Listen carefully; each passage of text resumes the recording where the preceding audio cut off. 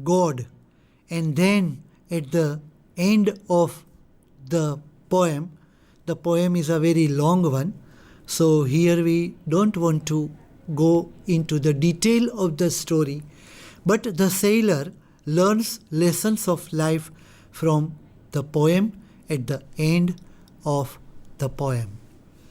Here the lines that run like this, I quote. It is from part 7 of Rime of Ancient Mariner. He praised best who loved best. All things both great and small, for the dear God who loved us, He made and loved all. Unquote. So Wordsworth and Coleridge were the first generation Romantic poets. The second generation Romantic poets are Byron, Shelley, and Keats. Now we come to the second generation of the Romantic poets, and among them the first come is Lord Byron. His period is from 1788 to 1824. It means that this particular poet lived only a life of 36 years. 36 years. So Lord Byron was an English poet and a leading figure in the Romantic movement. Among his best known works are the lengthy narrative poems Don Juan and Childe Harold's Pilgrimage, and the short lyric She Walks in Beauty. Now, if we look at the poetry of Byron, we find some of the themes that remain very dominant as far as the poetry of Byron is concerned. Now, which are these themes? Let us see. We find the following themes in the poetry of Byron. The first is liberty.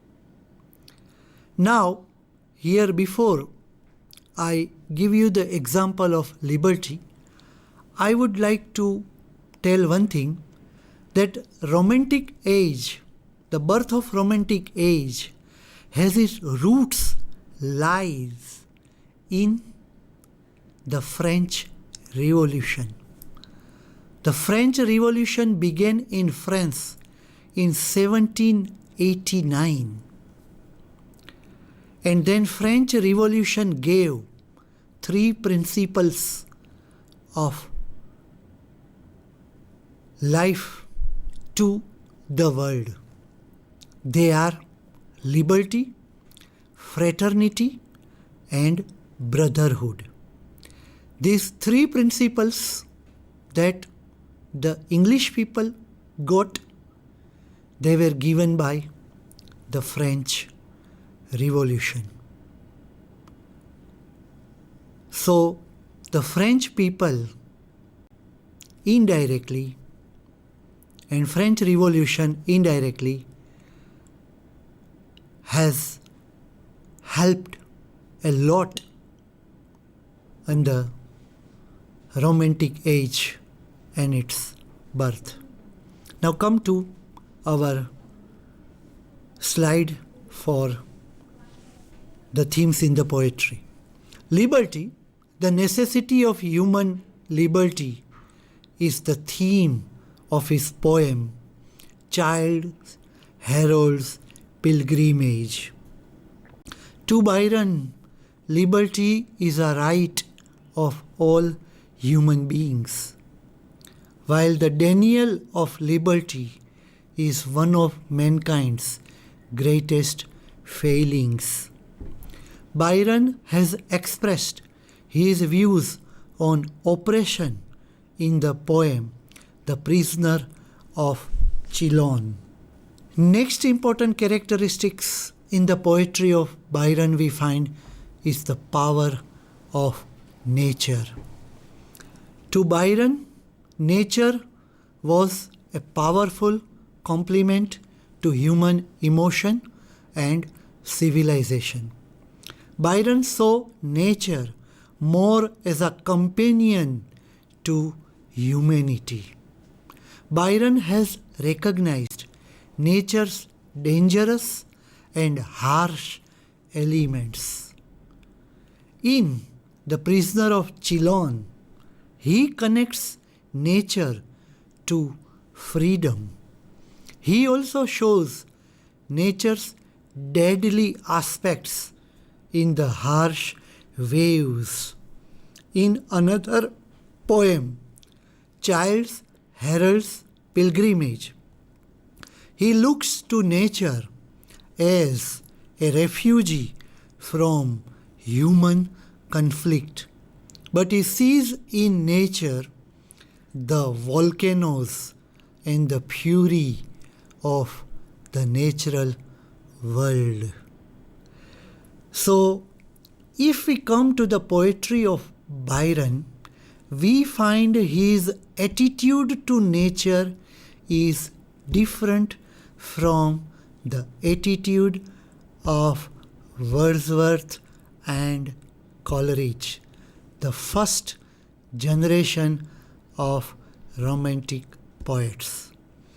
And as I said earlier, that Byron, Shelley and Keats, they are the second generation of Romantic poets. We shall continue with his third theme, the folly of love. This is the third theme. The poetry of Byron reveals his search for true love, perfect affection and love. However, in his poetry, we find love as insatiable and unfulfilled thirst. He idealizes women he knows in his opening stanzas to the first three cantos of Childe Harold's Pilgrimage. He turns these women into muses who inspire their respective narratives. His best lyric is She Walks in Beauty. It is his most famous poem dedicated to an individual woman. In this poem, Byron presents the virtues of a woman. Now, I would like to quote from this particular poem the first few lines of this beautiful lyric by Byron, She Walks in Beauty. I would like to quote, I quote, She walks in beauty like the night of cloudless climes and starry skies, and all that's best of dark and bright meet in her aspect and her eyes, thus mellowed to that tender light which heaven to gaudy day denies. Unquote. This theme recurs throughout Byron's poetry. The ideal of ideal love is that which is unattainable. Next to Byron, we find another important poet, that is P.B. Shelley, Percy Bysshe Shelley. His period is from 1792 to 1822. That means he lived only a life of 30 years, 30. Now, we look at the poet Shelley and his work. Was one of the major English Romantic poets. He is regarded by some as among the finest lyric as well as epic poets in the English language. Now, when we come to Shelley, He occupies one of the finest lyric and one of the finest epic poets in the English language. Shelley is perhaps best known for such classic poems as Ozymandias, Ode to the West Wind, To a Skylark, and etc. In the poetry of Shelley, we find his love for nature in number of his poems, especially Ode to the West Wind, To a Skylark, and Ozymandias. I have taken these three poems to show that the characteristics of the Romantic poetry are reflected mostly into the poems of Romantic poets, and especially when we talk about Shelley in these three poems, these characteristics we can find it in a large manner. Shelley presents nature as a grand and more powerful than man. The natural world is especially powerful because it contains elements like the west wind and the spring wind. Now, his composition, that the west wind, Shelley has addressed to the west wind directly. And this is his address to the west wind in a form of an invocation to the west wind. Let's look at the lines. I quote, "O wild west wind, thou breath of autumn's being, thou from whose unseen presence the leaves dead are driven like ghosts from an enchanter fleeing, yellow and black and pale and hectic red, pestilence stricken multitudes." These are the very first lines, line 1 to 5, in the poem Ode to the West Wind. Then the poem continues, and then we find that west wind has already destructed all the things that the nature has presented, all the things, all the beauties of nature that were presented. But now, the wild west wind here represents a nature as a destroyer. Here we remind our three God, that is Brahma, Vishnu, and Mahesh. Brahma, according to Hindu myth, is a creator of the universe. Then Vishnu is the Palanhar, or we can say the preserver of the human beings. And Shiva is the destroyer of the human beings. So these three deities of human ideology, we find Shelley to present nature not in the sense of its high sense of nature as Wordsworth has presented, but in the form of a destroyer. And as a destroyer, west wind destroys.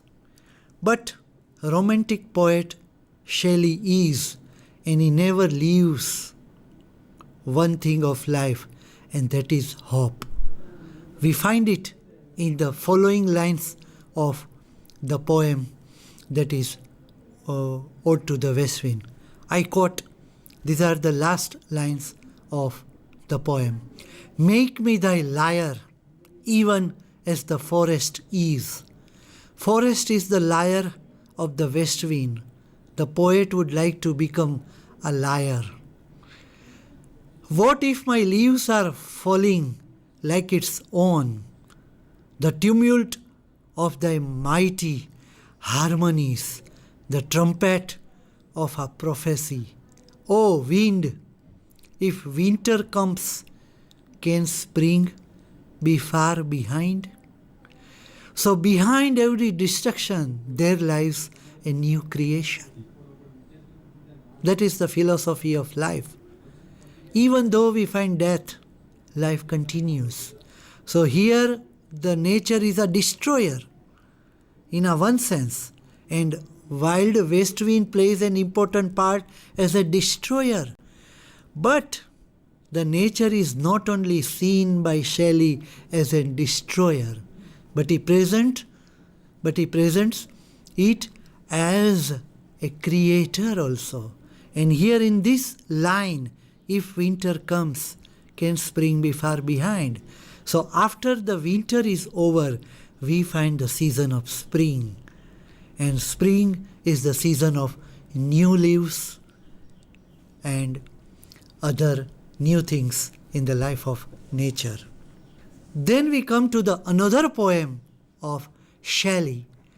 This is another poem, Ozymandias.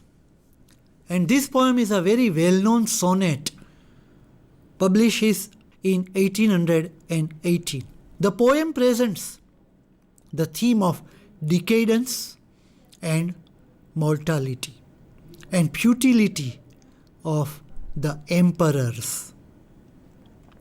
The poem presents the glory, the pride, the pomp, and the wreckage of the statue of the king of Ozymandias of Egypt.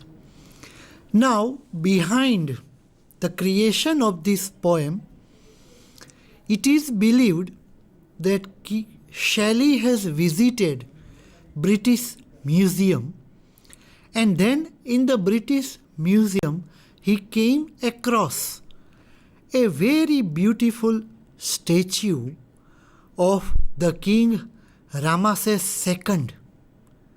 And here in our slide